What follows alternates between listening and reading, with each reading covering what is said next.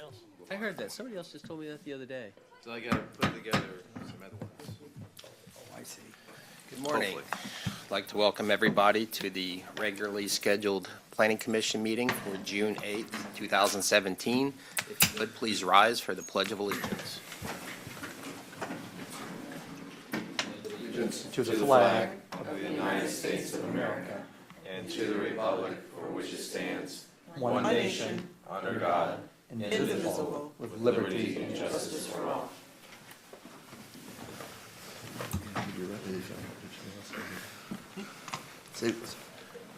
Thank you.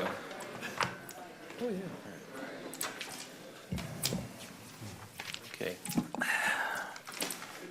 All right, Ms. Knapp, are there any changes to the agenda?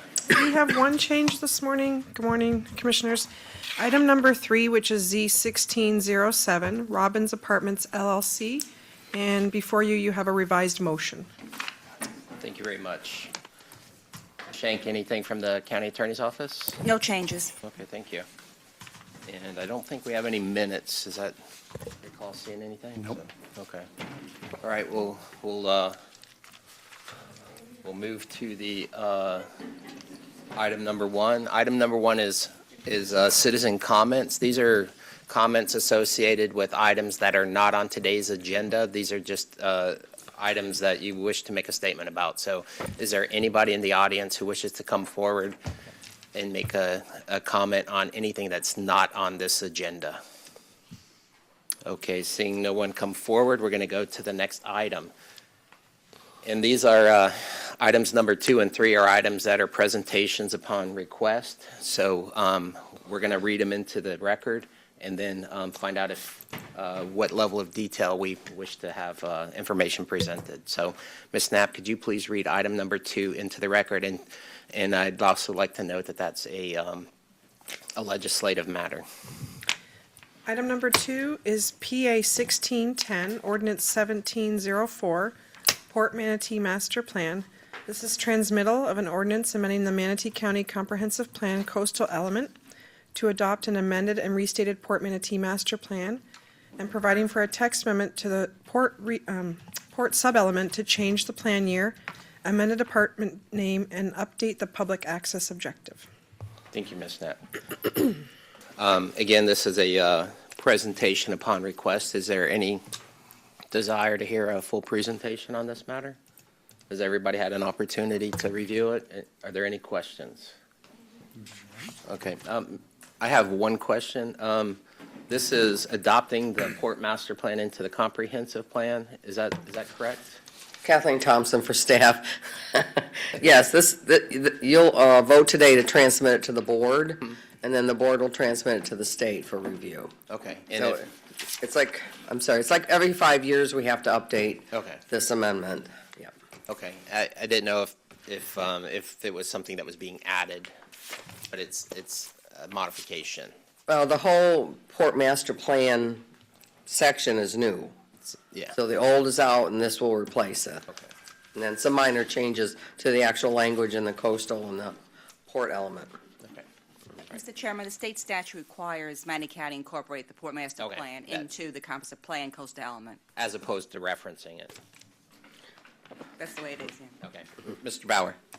Yeah, in terms of the public access, I don't recall the public access as it's now stated. I think, if I'm not mistaken, you can get certain access for fishing purposes and so forth. Yeah, there's limited access. It is Before, limited.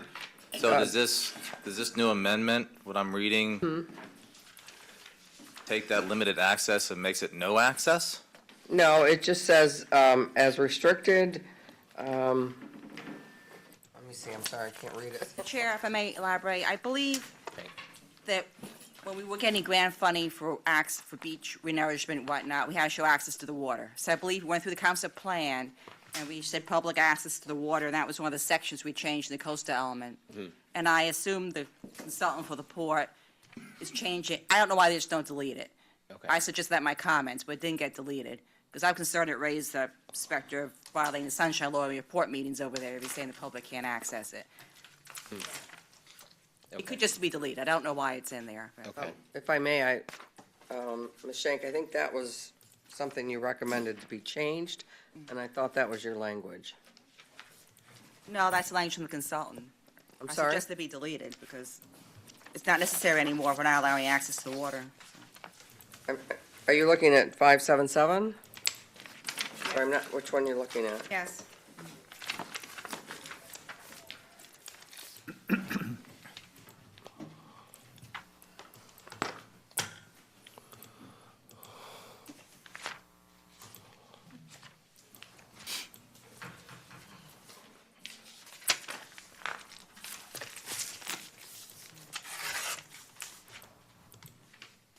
So should we delete it or leave it the way it is with the new language?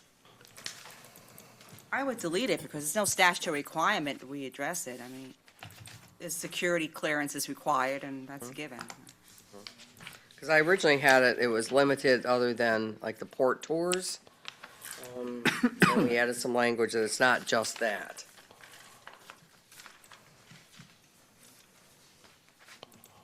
I would just delete it and the support might have comments on it, I'm not the author of the document. so. Okay, So prior to it going to the planning commission, we'll have clarification on that. correct. We'll take, I believe it's removing 577, objective 577. I'll have to look at that better before it goes to board in August. Okay, and to be clear, the, looks like the edit was intended to change the water access to just access to the port. That Yeah, and appears to be we the have- intent. Yeah, we have a representative here from the port. If, I'm not sure, Mr. George can clarify that. Thank you. George Eisenmenger, port staff. I'm sorry, I'm a little bit of a loss. We're talking about objective 577, which I Yes. don't have in my, Oh, you Copy. don't have it in your copy? Sorry. okay. All right, I would add one point of clarification, and that is that the U.S. Coast Guard has designated the zone within 500 yards of the offshore dredge material disposal island as a no-entry zone.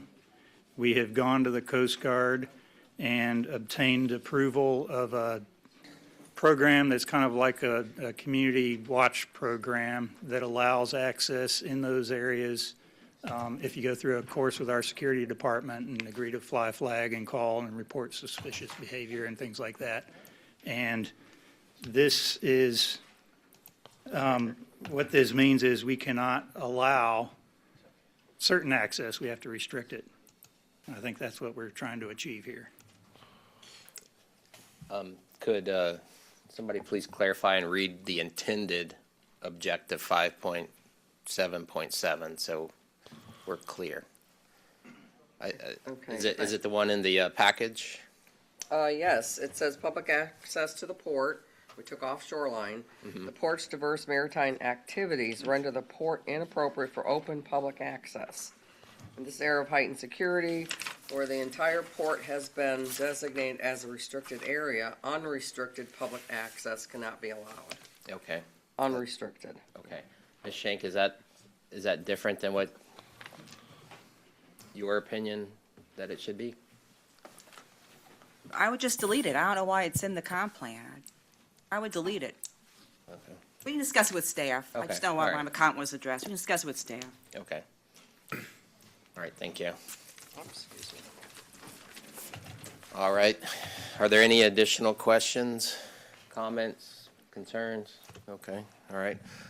We're going to open this item for public comment, so if there's anybody in the audience who wishes to come forward and speak on this item, please do so now. And again, you don't have to be sworn in for this one because it is legislative, so, anybody? Okay, seeing none, we're going to close the public comment portion, and the chair will entertain a motion. Mr. Chair, I'll make the motion.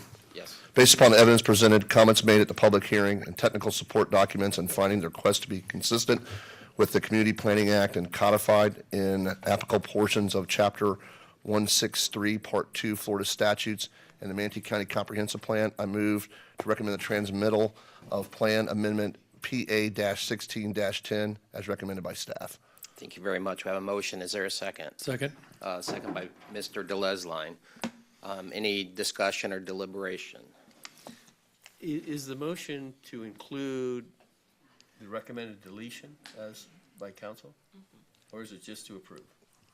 I believe it's to approve, and we will work with staff and the port in the meantime before we go to the board. Okay. Okay, thank you. Thank you. Thank you for the clarification. Again, is there any additional discussion, deliberation? Okay, the chair will call the matter to the vote. All those in favor say aye. Aye. Aye. Opposed, like sign. Chair votes aye. Motion passes 6-0. Thank you. Thank you. All right, we're going to go to item number 3. Item number 3 is a quasi judicial item. So, Ms. Knapp, if you could please read that into the record, and then we'll swear in anybody who wishes to speak on this matter. Number 3 is Z1607 Robbins Apartments LLC. This is a rezoning of approximately 10.5 acres located on the east side of First Street East and south of US 301, commonly known as 2303 First Street East, Bradenton, rezoned from planned development commercial to general commercial zoning district. Thank you very much. If you plan to speak or testify on this matter, please rise to be sworn in.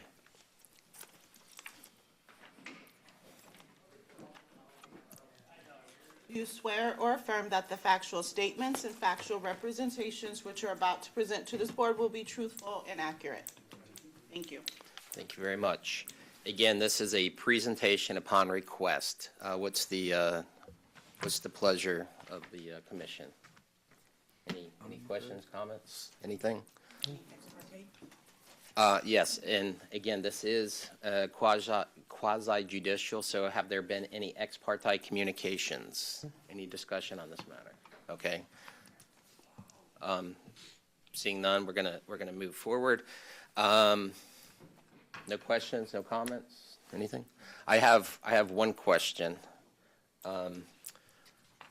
This project is being rezoned to general commercial, and this is related to transportation. I looked at the transportation impact statement, and the information presented was for single-family residential. Doesn't general commercial exclude single-family residential as a use?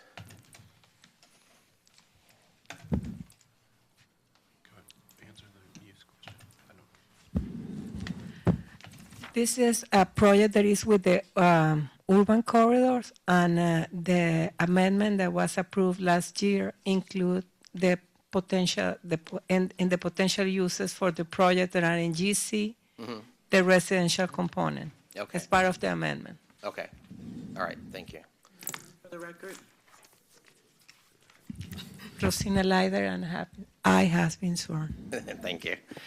Again, so for clarification, residential is a potential use in general commercial, and that's the highest intensity. So that's why the traffic impact statement included that as the calculation. When a range of residential uses are allowed, we assume single family because that is the most intensive of the residential Okay, trip generators. all right. I was just interested how they would, I was just interested how they would get 400 units on 10 acres. For the record, Clark Davis, Transportation Planning Division Manager. I have also been sworn. Thank you. Thank you. That was really the only clarification I had. It just raised a question in my mind. But any additional questions, comments?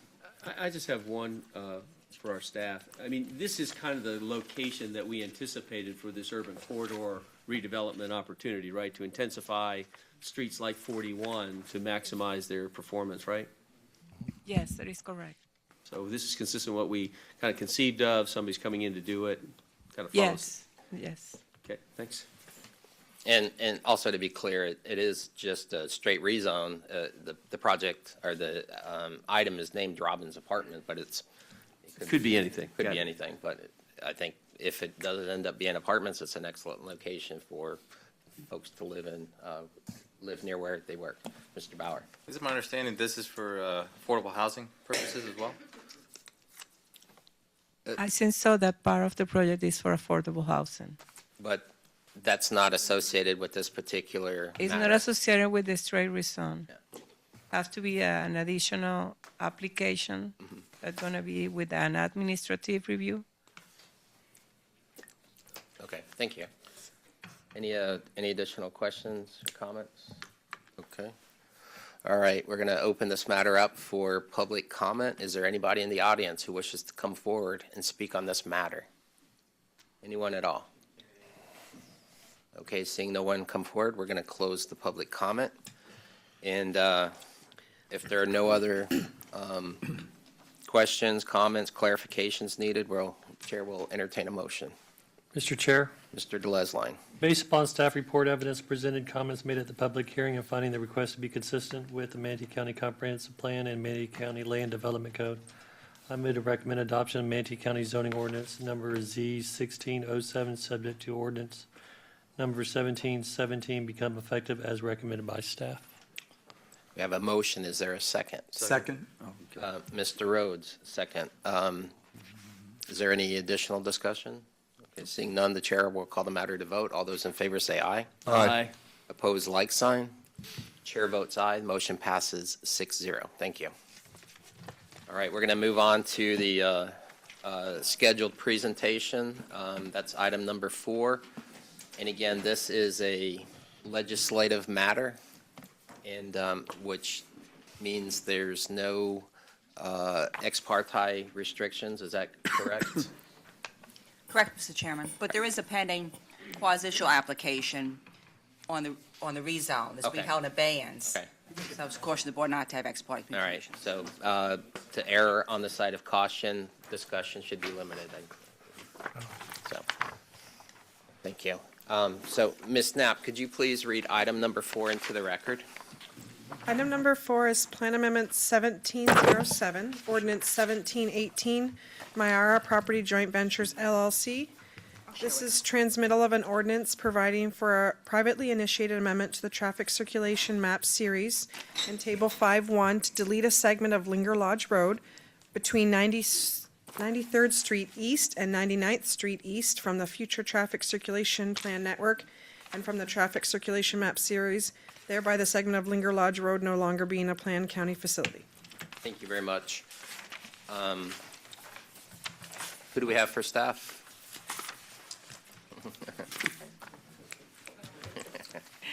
Good morning, Rosina Lader, by the staff. Here representing the applicant is Rachel Layton and Mr. Bogle. And after their presentation, we are ready to present or answer questions. Thank you very much. I think the rain has everybody a little off kilter today. Good morning, Mr. Vogler. Good morning. Good morning, Mr. Chairman, members of the board. I'm glad we have an easy agenda today. We may need a tad more time. We have a lot of data and analysis, and we've structured it to respect the time, but may need just a tad more. As mentioned, this is a comprehensive plan amendment, a legislative action. Some of you will remember we were here several months ago on a zoning approval for a project, this project, wherein we were also simultaneously requesting the realignment of these roadway networks. And it was suggested to us then that we should bring this back as a comprehensive plan amendment, and so here we are today. There are several maps that are relevant, maps in the comprehensive plan, 5A, 5B, and 5C. Now, 5A is the existing roadway functional classification map, and on map 5A, this roadway is not identified, not shown. So let's talk about maps 5B and 5C. This is 5B, and these are future maps, and these future maps are not set in stone. 5B and 5C are long-range planning tools, according to policy 5.2.2.1. In fact, on the very maps themselves in your comp plan, there's a notation that says, quote, future road line of intent to allow flexibility in the final alignment, close quote. Well, it is true that these future maps identify roadways that will connect Linger Lodge Road to Clubhouse Drive. The question presented today is, under all of the existing facts and circumstances in 2017, and in recognition of the built environment as it exists today, what is the best roadway network? We will present to you today extensive and detailed data and analysis, which is necessary to support a comprehensive plan amendment. And we believe that following the evidence and the data and the analysis, you will agree with us that the proper alignment does not go through this property. Good morning. Good morning. My name is Alec Hoffner, and I have been sworn. I'm with Eco Consultants, environmental consulting firm in Palmetto, and I'm the environmental consultant working on this project. I'd like to quickly go through my professional background. I have a master's of soil and water science from the University of Florida, and I have a graduate certificate also from the University of Florida in wetlands. And I've had about 22 years of experience of environmental consulting in Manatee County. I have a kind of a unique opportunity today as an environmental consultant. I'm here today to argue against a wetland impact rather than for a wetland impact, so kind of an exciting thing for me. I'd like to first start off with kind of a brief description of the project site. Most of the upland areas on the project site are composed of pine flatwoods, and these are areas of slash pine canopy that have a saw palmetto understory. We also have some upland areas on site that are a mixture of slash pine, live oak, laurel oaks, also with a saw palmetto understory, but they have some beautyberry and wild coffee. These areas are mostly associated with wetlands and the Braden River, which flows along the southern boundary of our project. There is a creek system on this project, in addition to the Braden River, that connects a forested wetland, which is in the center of the project, to the Braden River. This is a natural creek system. It hasn't been channelized. It's pretty high quality. And then, of course, as I described, the Braden River is on the southern boundary of our project, as well as the associated floodplain swamps. I'd like to move on to talk about this future road alignment. And there's as you can see, the road alignment is shown in red, and as you can see, there's really no way to avoid wetland impacts with this road alignment. No matter how you move it around, it is going to impact that forested wetland that's in the center of the property. And this is problematic, very problematic for the on-site natural systems. Currently, there's corridors through this property for wildlife movement, and a big part of that is this creek system that's shown in blue that connects to the forested wetland, that connects to other on-site habitats through some native corridors. If we put the road through here, we're going to fragment this wetland. We're going to basically cut it in half, and both halves are not going to function very well at all. We also, as discussed, are worried about severing the corridors for wildlife movement on the property. Currently, we all know that there's wildlife that utilize these habitats. We've been on site, we've observed them. I know a lot of the neighbors have also observed wildlife utilizing these habitats. And then the road going right through the middle of the property has the potential to negatively affect the flow patterns of water through the site and could impact the on-site and off-site habitats. The next slide is, there's some photographs I took this week of the wetland, the forested wetland that would be impacted by the road, the proposed road. And as you can see, it's a very nice system. I mean, it's all native vegetation. There's some really good diversity there. So I just wanted to demonstrate the habitats that would be impacted by the proposed road. The permitting of a road through this wetland would be problematic.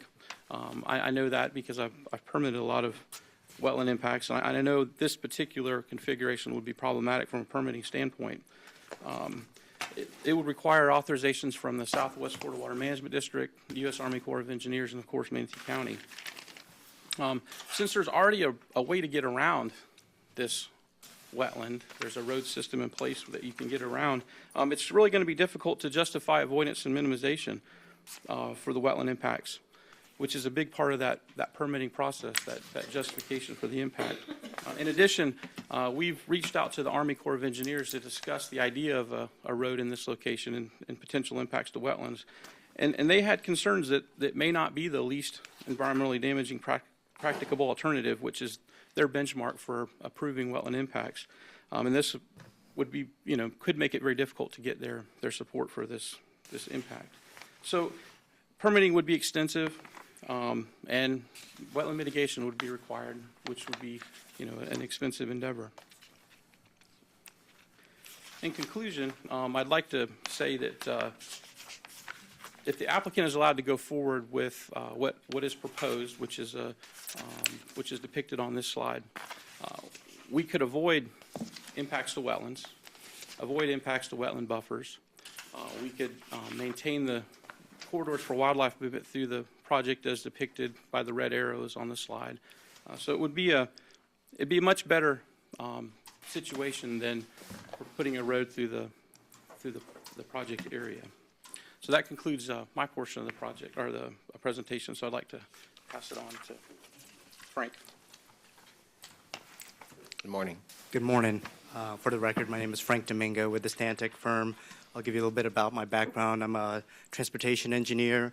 I've been in the industry for 30 years. I got my PE in 1990, and I've been working in the Sarasota Manatee area for the last 20 years. One of the things that I'm going to touch on are from the transportation side are, as Alex said, there is an existing connection. While not ideal, it is an existing connection and probably appropriate for the levels of traffic that are likely to be on there. If you look at the slide and you look at the numbers projected out to 2040, what you find is, and you look down at the bullet points, what's my point about the what is my point? The small congestion relief on parallel road networks. If you're looking for capacity relief, this is not going to give it to you. This is if you're looking for relief on State Road 70, future 44th, University Parkway, this roadway will not get you that relief. If you look at the vehicle mile traveled, it's going to be very low. If you look around the area, you see quite a bit of the land is built out, so the growth is not going to be really big, but it is, it's not going to be very big and really help the network. So, go to the next slide, please. You end up with a lot of unintended consequences when you try and build this road. Well, while it relieves one half of the neighborhood and that addresses one policy, you're still going to send more traffic down to the Clubhouse Drive roadway corridor, which also has no is built about the same as the rest of the local road network. If we design it to collector road standards, it's basically it'll avoid one neighborhood, but it'll just increase speeds through the Clubhouse Drive network and through that neighborhood. And last but not least, there will be wetland impacts. And as Alex said, I've recently gone through some Army Corps permitting, and I believe that what we put on the record in terms of showing very little benefit to the overall network makes a permit challengeable. And now I'll hand off to the next. Good morning. Good morning, Commissioners. My name is Nathan Crott with ZNS Engineering. I've been sworn. I'm a licensed professional engineer and have 13 years of experience here in the county. What I'd like to point out is kind of the obvious, which Frank has already mentioned as well, but that the connection is not severed. The connection is already there. It already exists, and that's pointed out in black on that exhibit there on your screen.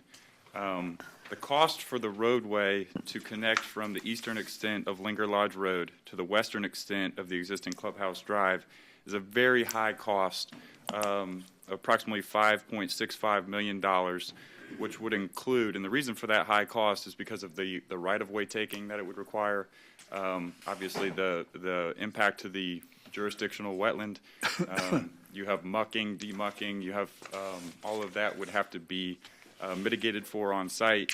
And then obviously the roadway, the utility cost associated with that as well. I'd like to point out specifically the impacts to the adjacent properties as well. So you can see there to the west of the subject property, that's the Bergstresser property, which I'll talk a little bit more about on the next screen. But to the west of that, you have 4 adjacent residential property owners where there's an existing 20-foot right-of-way. The comprehensive plan calls for an 84-foot, so 32 feet on either side. You're talking about a right-of-way taking, eminent domain, these folks' backyards and homes. This is a big impact to those 4 residential existing homeowners. If you could go to the next slide, please. So this is an exhibit that was prepared actually by county staff, and it really just demonstrates the same thing, that there's an impact to that existing wetland. There's really no way to avoid that in the alignment here to connect from Linger Lodge to Clubhouse. And it also shows the impact specifically to the Bergstresser property, which our understanding is in the process of being conveyed to the Gulf Coast. It's at the top of the screen there. I'm sorry. The Conservation Foundation for the Gulf Coast. And if this roadway were constructed, it would greatly impact their desire to conserve this property. So for those reasons, obviously, we disagree, or we think that this should be removed. This link should be removed. With that, I'd like to turn it over to Mr. Rick Bass. Good morning. Morning, Mr. Chairman and Commissioners. My name is Richard Bass, Bass Fletcher Associates, consulting appraisers, planners, and economists. Among other things, I'm an MAI designated appraiser, 28 years AICP designation. I'm a licensed real estate broker, licensed appraiser, and licensed appraisal instructor in the state of Florida. In my career, I've had the opportunity to provide over 350 eminent domain appraisals to Manatee County for acquisition of right-of-way of road projects in Manatee County. That includes order of take hearings, mediations, depositions, and a few trials. I was asked to render a preliminary opinion as to the minimum cost of the acquisition of right-of-way, just the acquisition of right-of-way for the extension of Linger Lodge Road to Clubhouse Drive. That minimum cost is $2,250,000. And again, that's the land, site improvements, sod, landscaping, driveways, all those things that will be impacted. Given that I do a lot of this eminent domain work around the state, the issue is public necessity. In this project, I don't see how you're going to meet that test, and therefore, if you can't meet public necessity, you're not going to get the order of take. That's my comments. I'm happy to answer any questions. Thank you. Good morning, Commissioners. I'm Rachel Layton with ZNS Engineering. I'm an AICP planner with a master's degree in urban and regional planning and 20 years of experience. I see that I'm about to run out of time, and if we could ask for 5 more minutes. Sure. I have one speaker after me without objection. Thank you. Again, we're here today seeking a map and text amendment related to the future thoroughfare map, which shows a line connecting Linger Lodge Road to Clubhouse Drive. And as Ed Vogler said earlier, even the maps say that there should be some flexibility to the alignment. So we're requesting today to eliminate that connection as shown through this property. As you heard from the consultants, Linger Lodge Road extension creates impacts to environmentally sensitive lands and to the surrounding residents. As proposed, the Linger Lodge extension is not consistent with your comprehensive plan. The request to eliminate the Linger Lodge Road extension is consistent with the comprehensive plan. And I want to explain how it's consistent. The proposed thoroughfare provides no public benefit. In reviewing Comprehensive Plan Goal 5.1, which states a traffic circulation system that provides for the needs of a community in a sensitive manner which is safe, efficient, economical, and environmentally sound. So this proposed thoroughfare, the Linger Lodge extension, is not meeting the needs of the community when it disrupts the character of the existing neighborhood. The proposed thoroughfare is not safe when it funnels traffic through an existing neighborhood. The proposed thoroughfare is not efficient when it duplicates the road network within 1/10 of a mile of an existing connection. The comprehensive plan actually says that your connection should be at least a half a mile apart. The proposed thoroughfare is not included in the 2040 MPO long-range transportation models. The proposed thoroughfare is not economical when the cost to construct is over $5.5 million for what is essentially 4/10 of a mile connection. The proposed thoroughfare is not included in the 2040 financial feasible plan and is not funded in the CIP. The proposed thoroughfare is not environmentally sound when the proposed road requires Army Corps of Engineers jurisdictional wetlands impacts in a watershed and disrupts the wildlife corridor. So I've, on the screen, I've cited some of the specific comprehensive plan policies that all fall under 5.1 that support our request. Maps 5B through 5D, again, show the proposed thoroughfare as a flexible alignment to address these concerns and to allow for a process to amend the alignments. The decision to recommend the transmittal should be based on all of the comprehensive plan policies that you have in front of you, because that connectivity does exist. And I'm going to turn it over to John Neal to close. Thank you. Thank you. Good morning. Good morning. For the record, John Neal, Neal Land Ventures, 8210 Lakewood Ranch Boulevard, Bradenton, Florida. I have to admit that traffic planning is not fun. It's not sexy. I sort of see you sort of going in and out. I mean, we're talking about a road that's maybe built in 2050. I'll be 75 years old, and well, many of you won't see this road. We're talking about something way in the future. But, you know, I'm asking that you provide the flexibility allowed in your comprehensive plan so that we can do smart planning. Whether this property ends up being a park, or whether it ends up being a subdivision, or a subdivision and a park, a thoroughfare which bisects either is not beneficial to anyone. This road is not providing any additional connectivity to the road. It allows for environmental preservation and avoidance of needless wetland impact. I mean, questionable. It's questionable wetland impact, whether on the basis of our testimony that we'll even be able to build this road. It allows for existing neighborhood design. This is an existing community. The neighbors don't particularly like this. I can assure you that the Conservation Foundation or whoever invests money in a potential park for this neighborhood don't want to have their property bisected. And if we go to build this road at some time in the future, they're all going to show up just like they did for the Terra Bridge, and this road will never be built. But there's another important reason why this road will never be built. It's very expensive, and I'm not sure if I've heard anybody say that. We have estimated that this section of road, which is 0.4 of a mile, will cost $5.6 million because it's going to be an elevated roadway network, like a bridge connecting 0.4 of a mile when you can drive nearly the same distance right around it. There's an existing road network.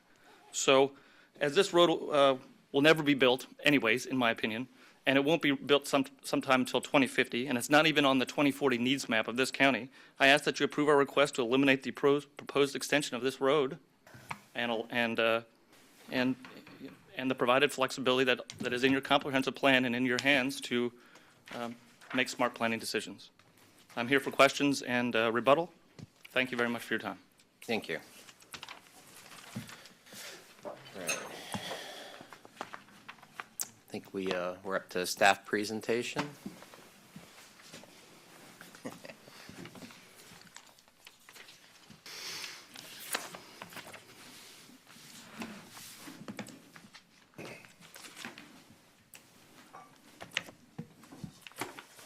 Good morning, Rosina Leider by the staff.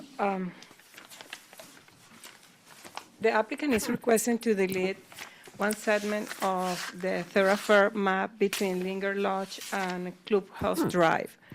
The applicant is proposing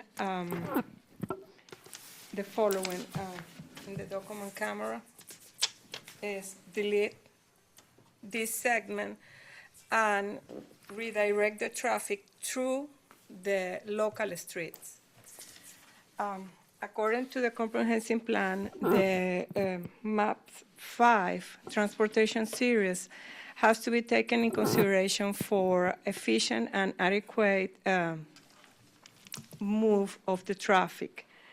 And the existing, the future maps B, Map C, and Map D, have to take in consideration for any development that's gonna occur. This plan amendment is associated with a current application for rezone the part of the property to PDR and subdivision with 32 lots and was presented in front of you last year in October.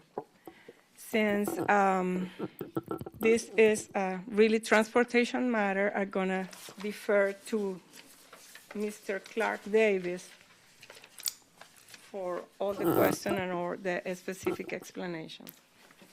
Good morning, Mr. Davis. Good morning. Thank you. For the record, Clark Davis, Transportation Planning Division Manager. For this item, staff was looking at the impacts of removing the thoroughfare segment on adjacent roads and on the network as a whole. To begin this story, in 1989, as earliest I could find that the road appeared on the comprehensive plan. The green limits that you see on that map run from what is now Terra Boulevard, it was called Cooper Creek Road at the time, and Lakewood Ranch Boulevard. And they were just straight lines. Some of the roads were being put in this area at the time, so they weren't, there were some of those alignments were known, but it was more or less a schematic map of the area. And so this was the plan circa 1990 for the thoroughfares that were needed to support that area. Over time, the subdivisions got built, and let's see if I can find my map here.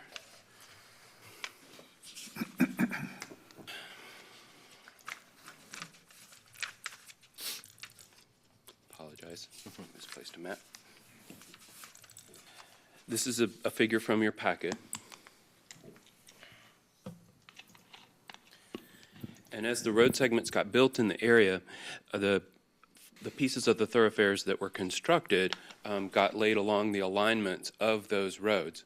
The red piece you see there is the portion of Linger Lodge Road that is proposed to be removed. You'll note that the county never chose to map an alternate route as the thoroughfares through the area. It's Braden Woods. It's a subdivision. It's a little less than a mile to go along that route, and along it there's over 40 different driveway and local road connections, so it's extremely dense. It's got a local road character. It was built to be a local road. The thought being that as the area developed and traffic grew over time, the county would complete the thoroughfare network connections in that area, and not necessarily exactly along this red alignment. We've not done a final determination of alignment, but there are some constraints. To the south, you can barely see it, but Braden River meanders through the area just south of there, and there's homes along here. So it's got to be pretty much between roughly the sea and Clubhouse Drive and the river that it fits. So this has been a good placeholder for the road. The consultants for the applicant prepared some traffic analysis for this project, and the results of that show, and it's a little awkward because the tools we use for long-range traffic modeling don't show local roads in fine detail. It's an abstract representation of the road network. But based on that analysis, it showed that roughly 400 to 1,000 cars per day use these local road connections to get out to Linger Lodge and make trips elsewhere in the road network. And once Linger Lodge Road is connected, and as the area develops around here and fills in the balance, you know, there's not a lot left to fill in east of I-75, but there is some south of Ranch Lake Plaza, and there's still some west of I-75. As it fills in, traffic volumes are expected to increase to about 5,000 cars a day on Linger Lodge Road, according to that traffic modeling. And when you sever this connection, almost all of it finds its way onto these roads that are local. Some of it will find other routes through the network. They'll just choose to take a different path. So not all of it actually gets diverted to those local roads, but it really is the only viable alternative. It's not shown on our thoroughfare maps anywhere, the Linger Lodge, or sorry, the alternate connection, because it's not planned as a thoroughfare. It's not an existing thoroughfare, and we don't plan to ever build it.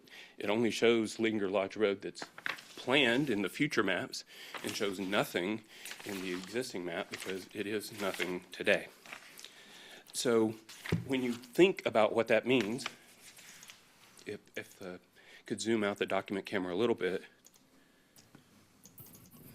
the blue roads are the thoroughfares in the area, and if you imagine you get rid of the red connection altogether, you've essentially got thoroughfare dead ends into the middle here, and traffic, as we've been discussing so far, has no other place to go but onto the local road network. And in this case, there's only one viable local road alternative. And because of that disruption to the continuity of the network, the disruption of the grid, the impacts to the neighborhood, county transportation planning staff recommend that this not be undertaken as an amendment to the comp plan. can answer any questions. And got Joel here. I think there was some testimony regarding environmental impacts and Rosina regarding land use. Does that conclude staff presentation? Yes, sir. Okay, thank you. Mr. Davis, I think you stated there would be an estimated 5,000 trips per day? Yes, on Linger Lodge Road over, and this, On the graphic, could you represent where that node exists? Or is it at the Linger Lodge, I think it's Ranch Lake intersection? Is it Lakewood Ranch and Pine Lily? volumes are the results of the long-range travel demand model work that was done. So they're not existing volumes. The existing volumes are much lower. Right. So they're expected to grow over time to 2040 to about 5,000 vehicles per day. And in this case, I was speaking specifically about the red connection. So if you lay that connection into the model and run it, it produces an estimate of 5,000 vehicles per day along that section. Okay, so the node that was analyzed, or the 5,000 trips per day, is the red segment? Yeah. That segment is the one, yes. Okay, thank you. Any additional questions for Mr. Davis? No, Mr. Rhodes? not for Mr. Davis, but Joel, could you address, I know it's a proposed roadway, but can you address some of the environmental impacts from staff's perspective if this roadway is constructed? Joel Christian for the record, and I've been sworn. I don't know that I need to be. These maps are flexible in a way that usually we work with the applicant as they come in to try to minimize the impact, the alignment, so that it doesn't go through wetlands. But looking at the two connection points on here, I think it's highly unlikely that you could build this road through here without wetland impacts. These wetlands out here are pretty high quality. They are adjacent to the Braden River, upstream of the dam, which is the Evers Reservoir, so they're beneficial in the water quality aspect of the drinking water system. If you're asking about would I prefer the road or not prefer the road, of course we're always going to go with no wetland impacts, but we defer to the transportation needs to the people that look at those issues. I do know that it would require some Army Corps of Engineers permitting, which is maybe difficult to obtain, but again, we don't involve ourselves in the transportation needs.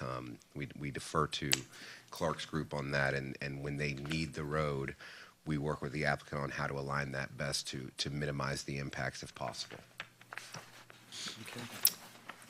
Mr. Bauer? Mr. Clark, I read a lot through this. Did staff find anything about removing the road in the public's best interest? We did not review it from that perspective. It was primarily about the effects of removing it, because we start with what we've got adopted today. Well, correct me if I'm wrong, part of the comprehensive plan in making this change must be in the best interest of the public. Is that true? I My think that's understanding that's one of the findings you make. C233, I think. Is that correct? Yes. It's C233 that says that any amendment has to be done consider the best interest of the public, of the general public. Right. And that's what I'm getting at in terms of, for what I could hear, I don't hear any best interest of the public, maybe the best interest of the applicant, but not necessarily the public. So is that what the basis of that particular requirement of the comprehensive plan, of why you didn't think it was consistent with the comprehensive plan? We think that it's not consistent with the comprehensive plan since it's not in the best interest of the public because the proposal doesn't provide an efficient and adequate thoroughfare roadway network. That's all I have for at the moment, Mr. Chair. Mr. Chair. Mr. Ron? I got a quick question. I don't know if it's for staff or maybe it's even for the applicant, but right to the west of it is that 11 acres that's going to apparently be the Bergstrasser property that's going to be conveyed to the Conservation Foundation of the Gulf Coast. So I assume it's going to be a conservation easement on that property. How do you bring traffic through a conservation easement? Is that going to be an eminent domain type thing, or how do you pull that through there? Conservation easements are specifically set aside property that won't be impacted anytime in the future.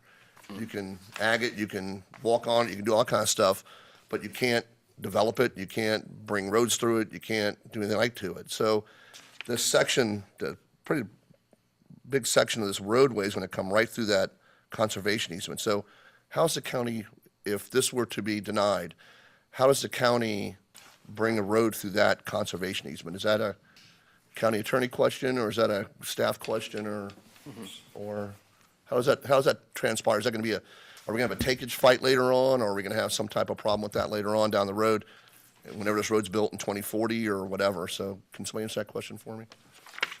It's my understanding this is just a general map. The road has been engineered, designed, so I don't know where the road's going to go. I think, when I met with Clark Davis, it's only conceptual. There's no engineered plan here where the road is can go north, can go south. I can't speculate on the impact on it. Well, I think the thoroughfare plan, no matter where it goes, it would impact the Bergstrasser property. And I think that's the question. If there were a conservation easement on it, would the county do a condemnation on that property? I can't answer that question. All these comments about eminent domain aren't relevant to this discussion. Well, Can't get into eminent domain issues in this discussion. It's okay. just public interest. Yeah, Getting too much into the weeds. Isn't the public interest I think, have the role in the thoroughfare plan? It's a planning tool, and it'll be 100 years from now we'll build it. Right. It's just a planning tool. the We question. can't give opinions on probabilities of succeeding in eminent domain that Mr. Bass testified to. That's not relevant. Okay, it's been represented that it's in the public's best interest to keep this in the thoroughfare plan. My question is, will it ever be built? Having it represented on a map provides no public benefit. It would actually have to be constructed. So what is the likelihood? Mr. Davis, is there any funding available for this road? The funding for roads is considered at two different levels. One is at the Sarasota Manatee Metropolitan Planning Organization, our regional transportation planning entity. They look at the needs and the subset of those needs that they believe to be financially feasible through a horizon year, in this case 2040. And with the revenue sources that were known to them at the time they did their last update, this segment was not found to be financially feasible, so it is not, there's no plan in their documents for that funding. Some things have transpired locally since then. We've adopted infrastructure surtax. To be fair, there is a specific list of roads for surtax, and this project is not on them. And we have increased road impact fees. This is the type of project that can be built with road impact fees. At a local level, the other main way we plan for roads, we also look at the 2040 horizon year because we use some of the same travel estimating tools that the MPO does to do that. And we believe we need the road to support the land uses in the area through 2040, but we only identify our funding sources through a 5-year period through our capital improvement program. And in this case, we have a surtax plan that tentatively identifies some funding through a 15-year period just for that funding source. This road is not funded in either of those at this time. So the answer is that if it gets built, it would likely to occur from anywhere from year 6 through 25 or so, using an impact fee or a gas tax revenue source. In my experience, typically there's a list of projects that are desired, and whatever the top number that can be funded with the budget available moves forward onto the capital improvement plan. Those other projects fall off or get pushed back. Has this road segment ever appeared on any wish list or potential funding documents? Has it ever been contemplated by transportation planning to actually construct this road? For our road planning purposes, we tend to look at road projects, again, in a couple of different ways. One is we look at the road system we've got now versus what's planned, so sort of the difference. So every 2-lane road that needs to be made 4 lanes, every road that doesn't exist needs to be built as sort of a growth-related component of our road network. And then there's another one where we look at the existing roads and the problems that are on them and trying to solve those to date. In both of those undertakings, we have not put Linger Lodge Road at the top of the priority list. It's identified as a future road that's needed, but it's not been a high priority of the county in those reviews. Okay, all right. Mr. Bauer. So I'm a little confused by the question. The reason being, I don't see why, whether or not we had the funding today for this road is really relevant. It's almost like saying, since we don't have it, therefore it's not needed right now. But all the other planning that we do now into the future makes those things irrelevant as well. If we're asking about why do we have the funds right now? This is all forward thinking and forward planning based off of the analysis that you have done. Is that correct? Yes, we're looking at the end, if you will, the horizon year of the plan, what we think is needed to support the residents and businesses in 2040. The funding's not there today, but if we don't plan for it today, we won't ever get there. You know, the doors will be closed and we won't be able to widen roads or build new roads if we don't plan for them now. Right. I was just confused about the question. For clarification, I think it's, there's a lot of hurdles that would have to be overcome in order to actually construct this road. One is that there are other properties that would be impacted. The neighbors to the, I guess that's to the west, there's the Bergstrasse property. And then there are, I think, 3, maybe 4 residential existing lots that would be impacted should a right-of-way be pushed through to the existing roadway network. Is that correct, Mr. Davis?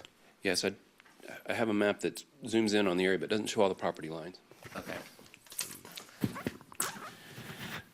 The property that the road runs through is historically been divided into 4 north-south strips. The westernmost of those is the Bergstrasse property. It runs from, I think, maybe the center line of the river all the way up to the edge of these properties up here in Braden Woods. The others, where there might be some impacts, is acquiring right-of-way along this short segment here, where there's some houses on this short cul-de-sac and I think 1 or 2 homes down here. So there are some potential hurdles to cross in terms of acquisition at the west end of the proposed segment. So my point, Mr. Bauer, is that even if this remains, there's still tremendous effort that may never actually occur just to get from the edge of the property we're talking, the Myera property, to the connection. I'd argue that we're not there yet. And we may never be there. That's my argument. I think it's unlikely that we would ever be there. In my experience, something that would be that problematic, I hope the residents on those lots are here today I hope they express their opinion on if this is a necessary roadway, but that's just my point. I see this as a potential road that if you had to rank them in likelihood of being constructed, I don't see the county funds being put toward this area, at least not in my lifetime. Mr. Rutledge. So, full disclosure, I live on 99th, so I'm going to benefit from all the traffic that's intended to be subverted into my neighborhood, so thanks for that. But my point really is a couple things. First of all, in regards to protected lands. So we worked on a piece of property that was 20 years ago deemed an environmentally sensitive area. Ultimately, 20 years later, it had no longer serviced as a wetland. There was a better way of managing the hydration, and the Army Corps, the county, and others determined a better and more acceptable way to protect that area. And we're adding a 3rd lane on 60th up in 301. So this does happen. In other words, planning to have the access and the capacity is something that's prudent, it's reasonable. And 20 years later, when I'm not here and I won't see this, I do think we ought to plan for those kind of things because it may be materially different. I can tell you, the roadways in our county have changed dramatically in the last 10 years. So I think we ought to be smart enough to say, even though we don't see it today, maybe it will happen. And so I think we ought to be careful about saying, well, it's never going to happen. Somebody else is going to make this a protected land. None of that stuff's happened. We're saying, is this good traffic planning? I also think that this design is intended to give us guidance. And so in that guidance, my question would be, wouldn't it be appropriate to move it away from the wetlands, come along the border of the properties, and mitigate as much of that as we can? And I don't think anybody's thought of that. I question the $5.5 million. I built a few roads, and they're rarely, they run at that level. I'm sure you figured out a very expensive way to do it, but I also would argue that you probably in thoughtful ways could figure out a less expensive ways. I also think that when you talk about the 4 people to be impacted on the south side with the connection, there's hundreds of people in those other service roads that are going to use those surrounding roads that are going to be impacted in a negative way as well. So I think that I have a bit of a challenge with this personally because I see the traffic that we're generating there now. It's a cut through to get to Lakewood Ranch Boulevard. People are using that now as a thoroughfare because they don't want to get on 75. And this is just going to add to that. I know this would be a great design. I like the fact that you've saved the wetlands. I'm a big fan of the vegetation and the animals that we have out there. But my personal opinion is you have not given this as much thought as you could. And you've kind of said the best thing is just to cut it off. And I think if you thought about it, you could probably figure out a way to mitigate the impact, do it for less money, and still accomplish the goal that is to have interconnective roads, not dead-end roads. And so I would just query you on those kind of points because I think listen, we had tons of residents in here about the design and so forth. I want you to build houses. I want you to have new, beautiful, landscaped homes next to me because I think that's good for the community. But I don't think cutting this road off is the best solution. I don't feel that's well thought out. That's my opinion. Thank you. Mr. Rhodes. A question for staff. I'm not sure who could maybe help me on it. Going back in time, for something to get on the comp plan and in the land development code for a proposed roadway, it's put out to the public looks at it, there are comments, we go around the county asking for input, et cetera. Now, today, we're looking at a potential change in what that input was, and going back to '89, all the people that moved into that area could see that there was a proposed roadway and where it was going related to traffic. So we're talking about a couple people whose property might be impacted with this roadway, but I have concerns of I think they said it was 40-plus residents who are on the potential circumferential roadway of the impact that's going to be with them. And I don't know, and this is a question, have they been notified that potentially this proposed roadway, it's going to be maybe removed and traffic up to 4,000, 5,000, I think the proposal showed on the traffic analysis, is now going to be circumvented through their neighborhoods? Because to me, that's a big deal, more so than the 2 or 3 people impacted with the potential construction of the roadway. The advertisement was in the newspaper and show the traffic circulation map and shows specifically the area that they're going to be deleted, the segment that's going to be deleted. So it was in the paper? It's in the paper, yeah. I have the advertisement and it's part of the package. But there was no public hearing per se that would be associated with putting something on the comp plan or the land development code as there would be to removing it. Mr. Rhodes, when, you mean like in general, if you're updating the thoroughfare plan map, they do periodically, Yes. the whole map is advertised. So there's just a general notice about updating the thoroughfare plan map. Each road isn't listed in public hearing notice. Okay. They have to get out the staff report to really know the changes.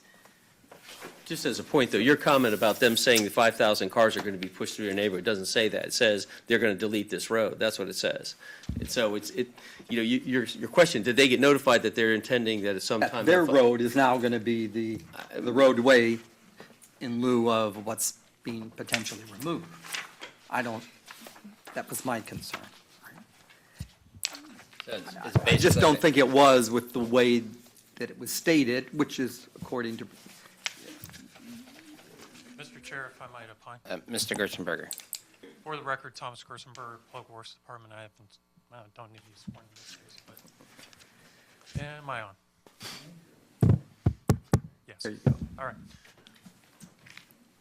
What I'd like to point out is, as far as Braden Woods subdivision itself, as far as the existing residents on the local street network, the subdivision itself was broken up into several phases that were approved over time in the early 1980s.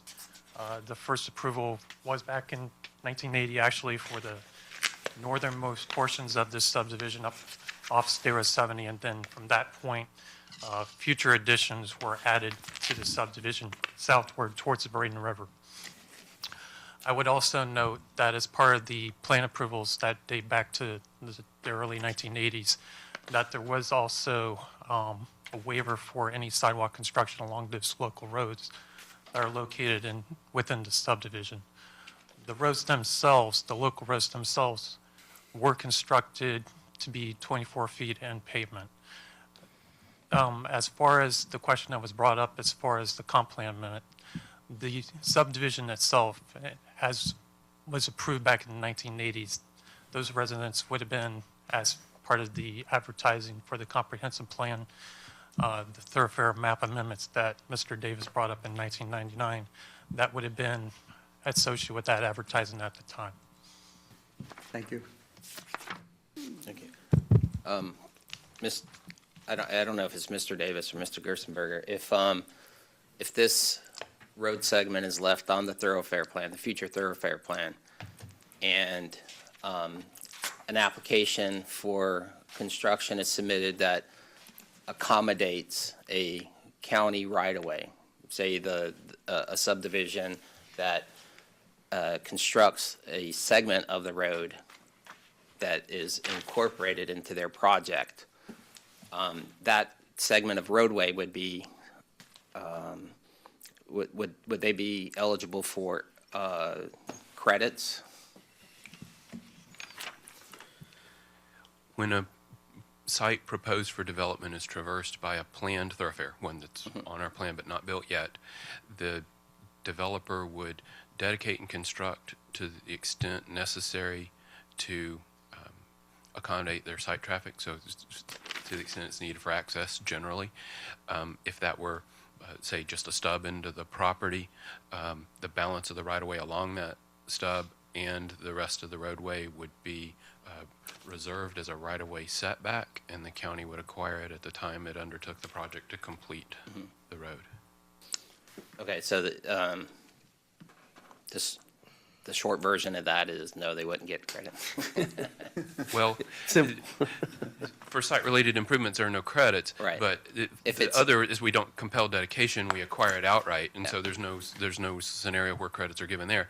They can enter an agreement with the county to dedicate, and if, with the agreement in place to dedicate, we can provide credits through that mechanism. Okay, and then the remaining portion of that roadway construction would then fall on the county as an obligation? And unless that developer or some other developer needed it for access or to mitigate their impacts, it would be undertaken as a county project. Okay, and that would include any right-of-way acquisition to make the connection, any wetland impacts, anything like that, that would then be a county project if it weren't something necessary to support another development. Right. All the capital costs associated with providing the balance of the project would fall to the county. And looking at the thoroughfare plan, either the existing or the proposed, what strikes me is that this segment is probably the most problematic segment of the network, and that's very likely why it's never been constructed. And again, we've heard testimony and some question as to if the costs were appropriate, but I would suspect because of the wetlands, because of the proximity of the river, that might be the most expensive segment of the roadway network to construct.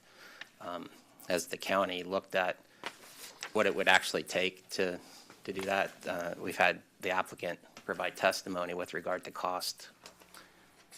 We've seen some of their tentative alignments. We've not undertaken an analysis to confirm or refute any of the costs that they've provided. Okay, thank you. Any additional questions, comments, concerns? All right. All right, what we'll do now is we'll go into the public comment portion of the hearing. So if there's anybody in the audience who wishes to come forward and speak on this matter, if you would, please do so. Anyone? Can I make a point? Let's wait till, see if anybody comes forward. I know you live there, but you're... Well, my point is that if they were aware of what the outcome of this meeting might be, I suspect if they understood the advertising, it wouldn't be dormant. That's my thought. And that was my concern when I brought up procedurally speaking, are they aware? Yeah, I agree. But again, is there anybody in the audience who wishes to come forward and speak on this matter? Okay, seeing none, we're going to close public comment. And I agree. I think the potential for that many trips pushed through a neighborhood, I think, would generate a little more interest, even if it's in the future. I think a lot of people view their home as an investment, and as we've seen many times in these hearings, traffic is always an issue. So, all right. Is there any discussion before we allow the applicant to provide rebuttal? Anything else? Okay. Staff closing comments? Nothing? Okay. Applicant rebuttal?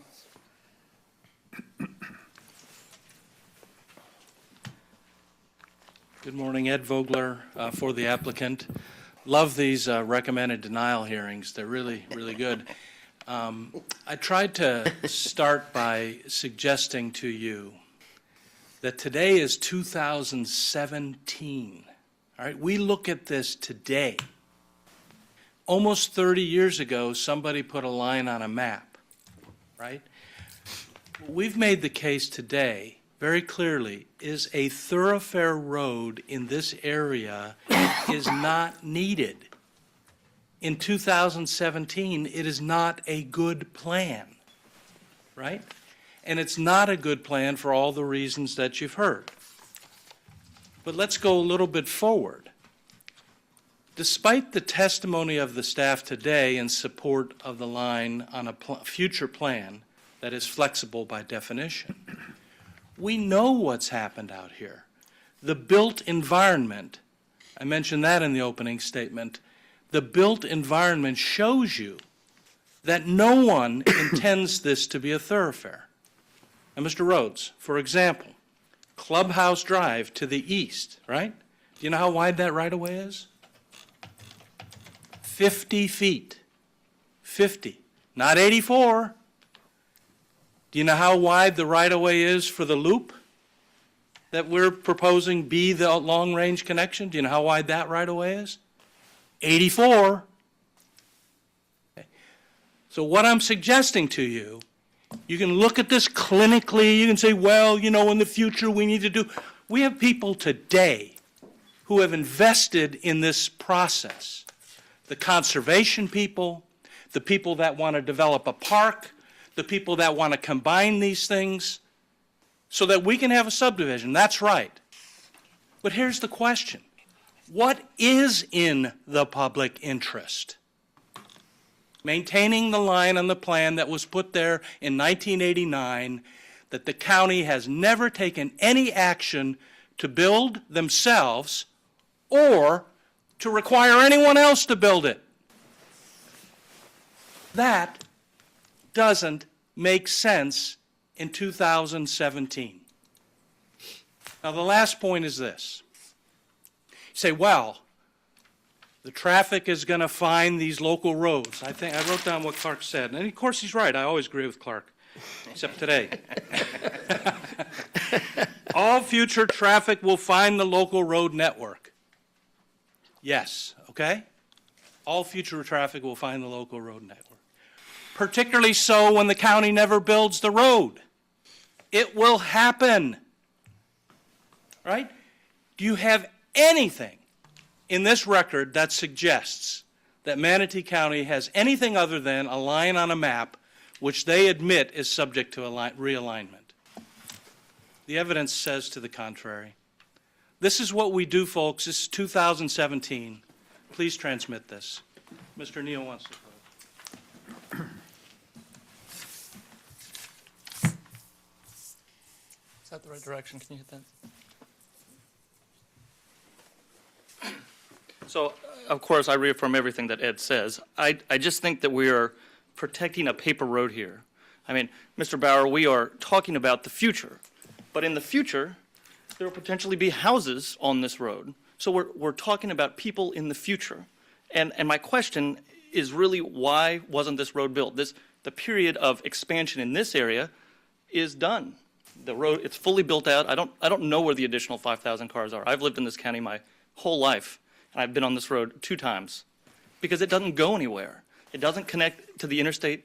You can go get a alligator sandwich at the Linger Lodge restaurant, which has been in bankruptcy, so apparently nobody else can find it either. The time for this road to be built has passed. And I don't know why they built the blue sections on either side and not the red. Could it be because the road was too expensive? Yes. Could it be that the road was too hard to permit? Yes. Does it bisect a wetland? Yes. Is it in a floodplain? Yes. Is it a low priority for the county? Yes. Does it, in this case, kill a park? Yes. Is it next to a river and so hard to build? Yes. I just can't figure any reasons why this road would ever be built. And I am sad because I've never had so much trouble doing what I think is in the public interest. It is in the public interest not to build this road because this road will never be built. So the traffic will just end up on the local roads anyways. It is just, we're just having a conversation, and it's I hope that you can approve our request. I think it's the right thing to do, and I think it projects what the community needs. Thanks. All right. Let's move to deliberation. Again, I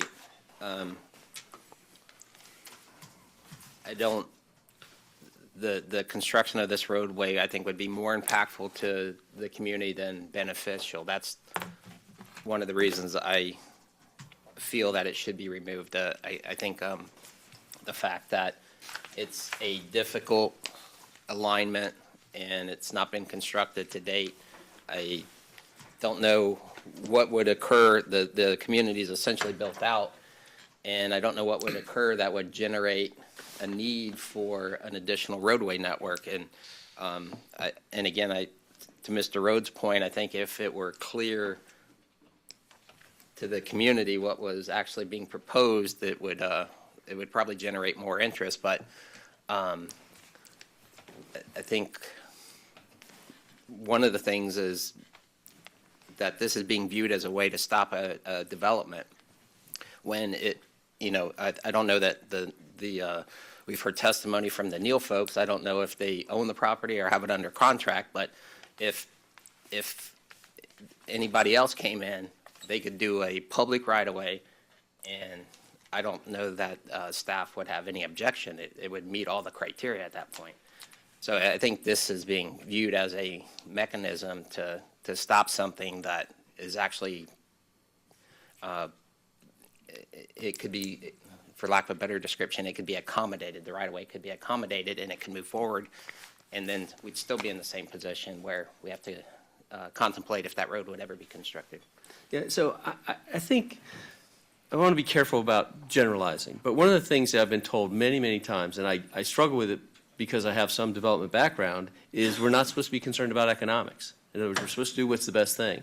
The one thing that I think you all kind of miss, and you've lived in the county a long time, and I've lived on the street for a little while, but as the growth goes further to the east, all the development that they've just opened up in Sarasota, coming up Lakewood Ranch Boulevard, this is a cut-through. This is a way people get off the road and come back through here. And this intersection here is a part of that. And as a water flow design for traffic, this is going to have impact and value. And that you say today it's already built out, it's not built out.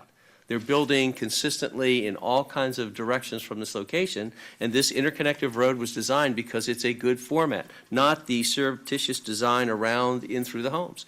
It's just not a good design, in my opinion, but I think it could be improved. I'd love for you to build homes out there. I think that area ought to be built, and I think you'd protect a lot of the wetlands there and do a great thing for the community, and I agree with that part of it.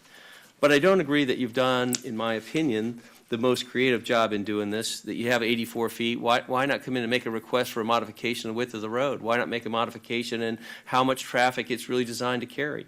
I mean, I get it, but I don't feel like enough energy has been put on trying to figure out a better solution. So if you said to me, we don't think any more traffic's ever going to go in that area, it's just not true. All the apartments are being built, all the developments going around there. People are snaking in and around to get off 75. That's why they're building the bridge. It's all flowing through there. And I just think we could do a better job. I'd like to see houses down there personally. I have no problem. Your group has been tremendous in the community, and I respect you tremendously, and I hope you take this. But I can tell you, the neighborhood doesn't believe what you believe, that this is good for the neighborhood. And they don't believe it's good for the traffic flow or the design that's already there. And I'd be hard-pressed to find a reason, just because you say it's a line, I think it makes logic. You know, they didn't put it there because they were silly. No one's here saying you should get turned down because it's a bad idea. Might be expensive, might not be a fit for some of the other issues that you have, but I don't think it's a bad idea for the road. And I got to tell you, I see a lot of things that are 20 years old that go by the wayside. Sears, all these guys. I mean, they had these agreements that are going to last 100 years. They change them immediately because all of a sudden it's not the same story. And I just think we ought to be prudent about that. I'm going to have a tough time with this, although I like the idea of the homes. I think you've done a great job with the house layout and where you've put it. I like all that. I would like you to be in our community and do that. But I don't think we ought to give up this road today. I don't think that's the solution. Thank you. Any additional discussion or deliberation? Mr. Bauer. I was just going to say that I'm a big fan of never saying never. If you would have told me 20 years ago that we'd be expanding 44th Avenue and going over the Braden River was a good idea, I would tell you you're crazy. I still say you're crazy, but it's happening. So, you know, never say never. And from this aspect, you know, John knows I have a great deal of respect for him, but from this aspect, I don't see a public benefit. I only see a benefit potentially of one particular group. I don't see a public benefit, and that's my biggest hang-up with this right now as well. So that's where I'm at. Thank you. Mr. Chair, my problem is this conservation easement that's going to go into place.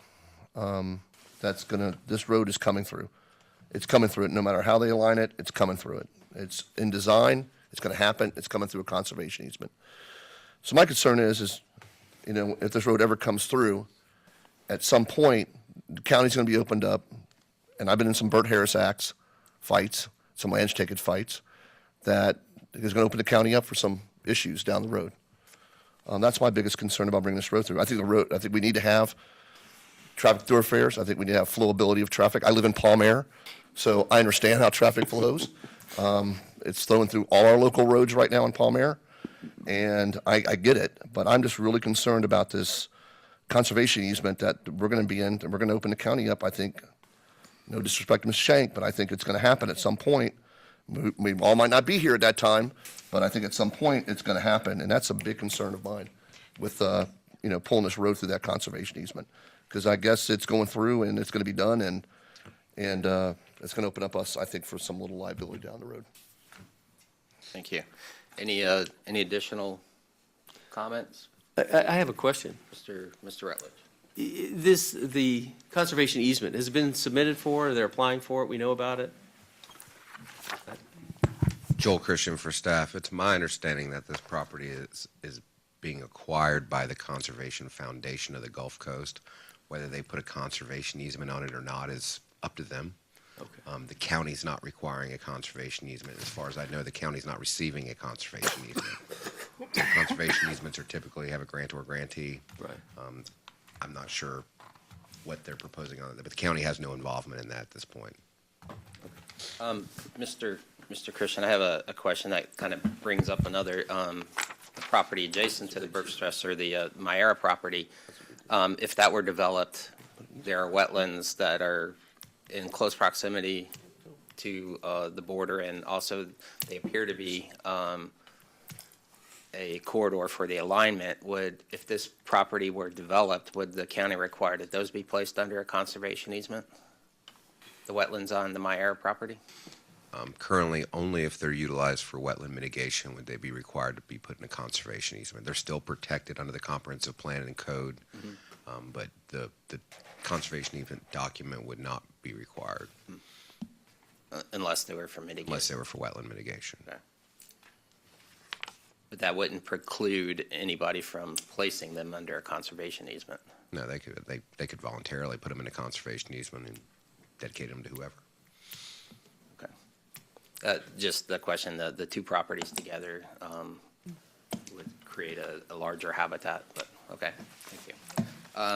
Again, any comments, questions, any additional deliberation? All right, let's call, the Chair will consider a motion. Mr. Chair, Mr. Bauer. based upon the evidence presented, comments made at the public hearing, the technical support documents, and finding the request to be inconsistent with the Community Planning Act as codified and applicable portions of Chapter 163, Part 2, Florida statutes, and the Manatee Comprehensive Plan, I move to recommend the Board of County Commissioners not transmit Plan Amendment PA-17-04, Ordinance 17-18, as recommended by staff. Thank you. I have a motion. Is there a second? Second. All right, Mr. Rhodes. Any additional discussion? Okay, the chair is going to call the matter to vote. All those in favor say aye. Aye. Those opposed? Aye. Chair votes aye on opposition. So the motion passes 4-2. And again, for the record, my objection is that I don't see the benefit of having a roadway connection between the two existing roadway networks. Mr. Ron, what is your? I've stated mine, sir. Okay, thank you very much. So if there's no other matters before the commission, we're going to call the public hearing, close the public hearing. All right. Next week, I'm going to try and get over there.